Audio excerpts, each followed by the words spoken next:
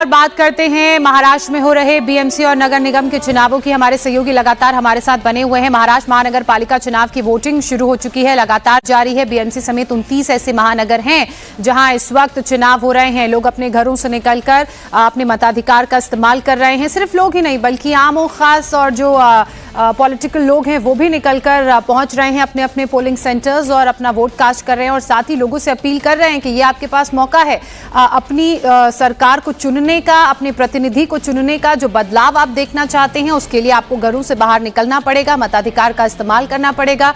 और लगातार हमारे तमाम सहयोगी हमारे साथ बने हुए हैं। निर्णय भी हमारे साथ जुड़ चुके हैं, साकेत भी हैं। निर्णय, मैं आपका रुख करूंगी। मालाबार हिल्स में कौन से वो मुद्दे हैं जो इस बार बीएमसी चुनाव में लोग ध्यान में रख के वोट करने के लिए पहुंच रहे हैं?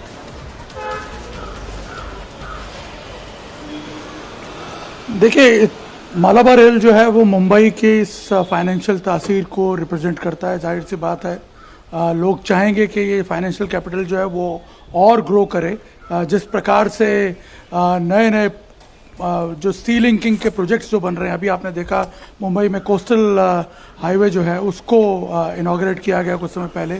इस प्रकार के जो बड़े इंफ्रास्ट्रक्चर प्रोजेक्ट्स हैं वो चाहते हैं कि वो और डेवलप हो। मुंबई के अंदर जिस प्रकार की समस्याएं हैं ट्रैफिक की, पोल्यूशन की, उससे निजात मिले मुंबई के लोगों को, यही सोच करके लोग यहाँ पे वोटिंग करने आ रहे हैं। हालांकि साउथ मुंबई का जो बेसिक कैरेक्टर है, वोटिंग परसेंटेज हमेशा से काफ़ी लो रहा है और कॉरपोरेशन चुनाव में तो बहुत ही नीचे गिर जाता है। लेकिन इस बार हम देख रहे हैं कि कंपैरेटिवली लोग जो हैं उनकी सुबह के इस टाइम में थोड़ी सी जो है प्रपोर्शन ज़्यादा दिख रही है। वरना यहाँ मतदान केंद्र जो हैं वो लगभग खाली पड़े रहते हैं। लेकिन इस बार क्योंकि 8 साल बाद ये अपॉर्चुनिटी अब उनको मिल रही है, मुंबई में जो चुनाव हो रहे हैं 8 साल बाद अब लोकल बॉडीज़ के चुनाव हो रहे हैं, इसलिए लोगों में एक उत्साह भी है। और जिस प्रकार से इस बार चुनाव को हाइप मिला है, जिस प्रकार से एक हाई डेसिबल कैंपेन देखा गया, उसका भी असर यहाँ पे इस बार दिख रहा है लोगों में कि वोटिंग के प्रति उनकी उत्सुकता दिख रही है। हालांकि जो डेवलपमेंटल इश्यूज़ हैं उसको ध्यान में रखकर ही वोट कर रहे हैं। लेकिन जिन मुद्दों पे चुनाव लड़ा गया, जिन मुद्दों पे फोकस ज़्यादा किया गया, वो भी यहाँ पे हावी दिख रहे हैं। मराठी नॉन मराठी की लड़ाई जो है, ठाकरे बंधुओं का एक साथ आना और महायुति का जो अपना एक पूरा स्ट्रेटेजिक तरीके से जिस प्रकार से अपने कैंडिडेट्स को उन्होंने खड़ा किया, ये सारे एस्पेक्ट जो हैं वो कहीं ना कहीं मतदान करते वक्त फोकस में नजर आ रहे हैं। अच्छा निर्णय, आपने बहुत ही महत्वपूर्ण एक पॉइंट बता दिया है कि हम अगली खबर लेंगे।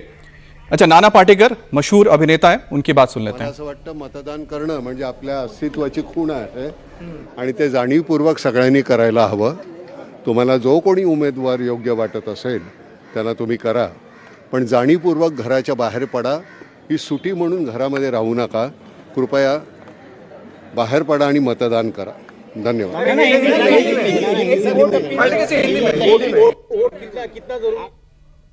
देखिए, नाना पाटेकर की बातों से ये समझ में आया कि वो ये कह रहे हैं कि घरों से बाहर निकलिए, जो भी आपकी पसंद का उम्मीदवार है उसको वोट दीजिए। महाराष्ट्र महानगर पालिका चुनाव में इस बार महायुति का सीधा मुकाबला ठाकरे ब्रदर्स से है। महानगर पालिका चुनाव को लेकर शिवसेना नेता शायना एनसी का कहना है कि जनता इस बार मराठी नॉन मराठी के मुद्दे पर नहीं बल्कि विकास के नाम पर वोट करेगी।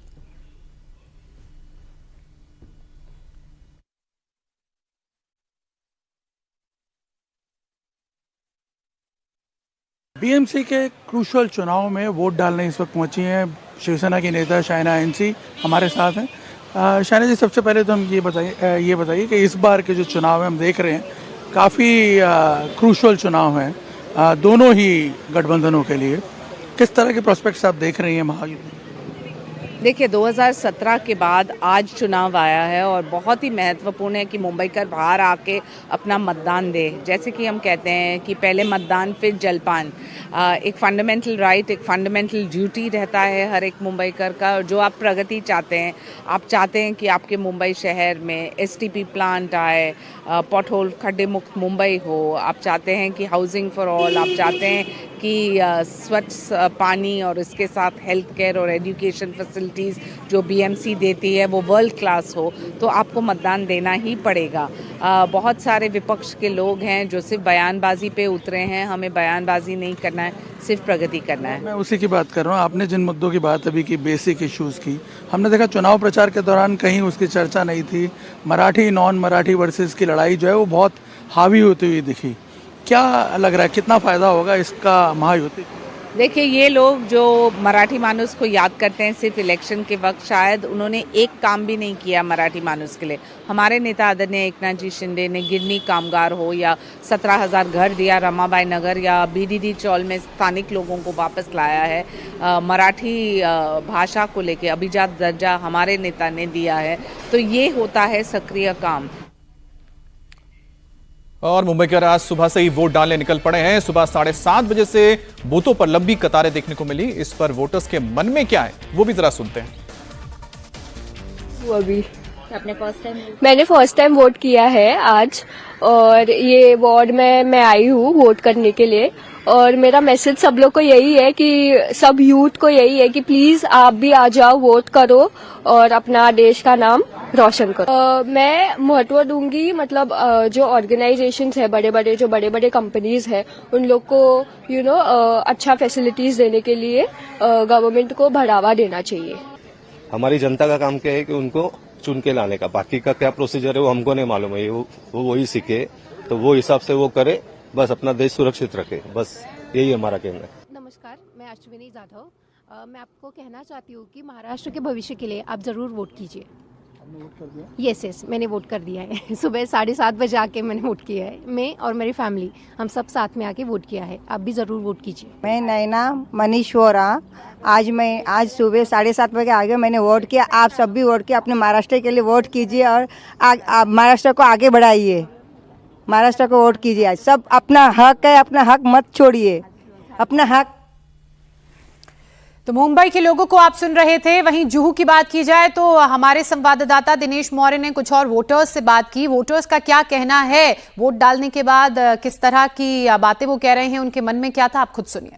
से जानना चाहेंगे, आज आप यहाँ पर मतदान करने के लिए आए थे, क्या मुद्दे थे जिस पर आपने वोट किया?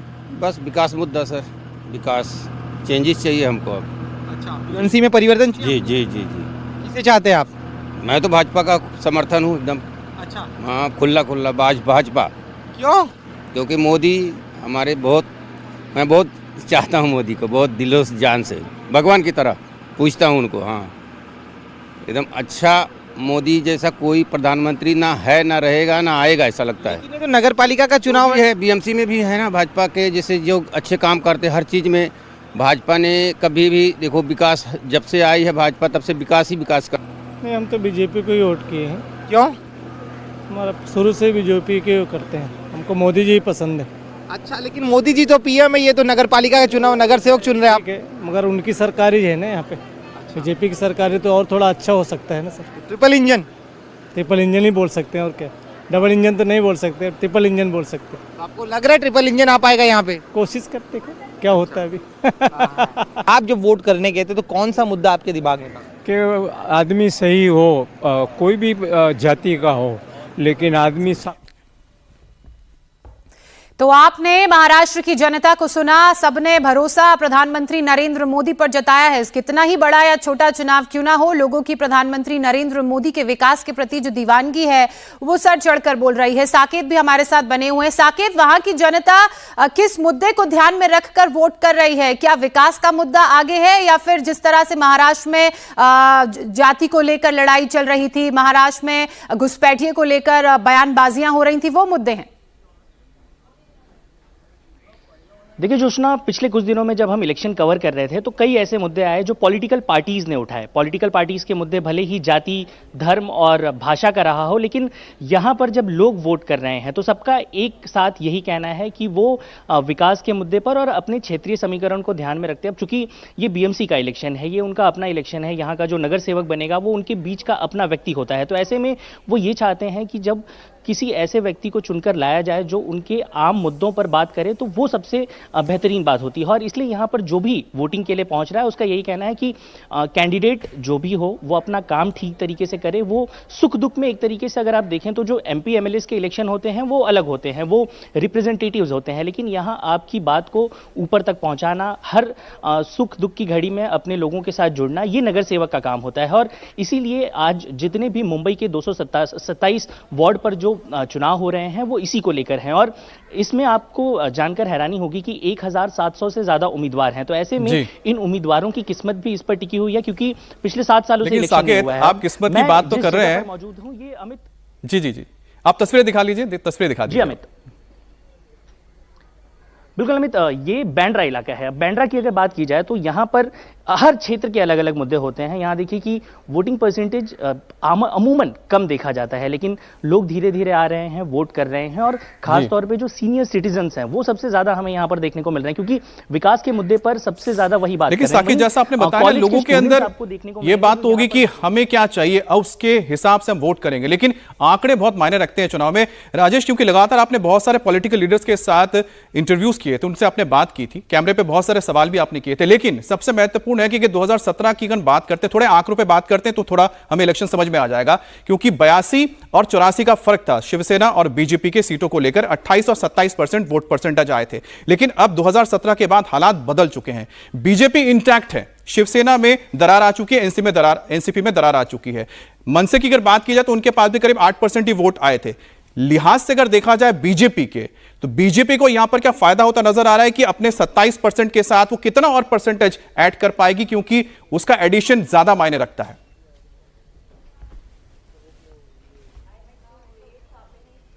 2026 में महाराष्ट्र की राजनीति में आमूलचूल परिवर्तन हुए हैं। और अगर हम 2024 और 2026 की बात करें तो हम कंपेयर कर सकते हैं। 2024 में जो चुनाव लड़ा गया, जब शिवसेना टूटी और उसके बाद वो चुनाव हुआ, लोकसभा का चुनाव हुआ, पूरे महाराष्ट्र की हम बात करें तो एकनाथ शिंदे जो है वो उद्धव ठाकरे पर भारी पड़े थे। लेकिन अगर हम मुंबई में आए तब उद्धव ठाकरे जो हैं वो एकनाथ शिंदे पर भारी पड़े थे।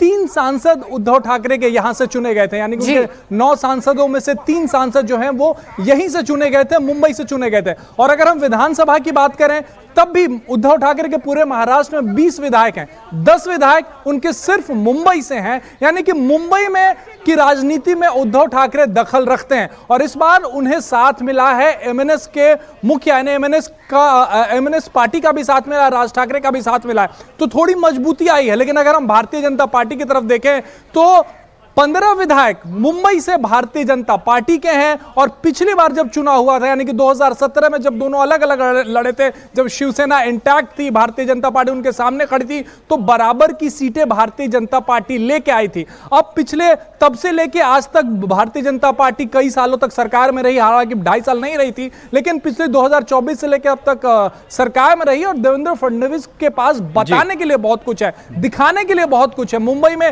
ट्रैफिक की जो समस्या होती है उससे निजात उन्होंने दिलाई है। कम से कम साउथ मुंबई से बांद्रा आप महज 20 मिनट में पहुंच जाते हैं। ये बताने के लिए, दिखाने के लिए देवेंद्र फडणवीस के पास है, और इसी पिच पर वो लड़ाई लड़ रहे हैं। बात लगातार राजेश हर कोई नेता कर रहा है, लेकिन जिस तरह से मराठी गैर मराठी का मुद्दा ठाकरे ब्रदर्स के ओर से उठाया गया था, उस पर भी क्या बीएमसी चुनाव का रुख तय हो सकता है?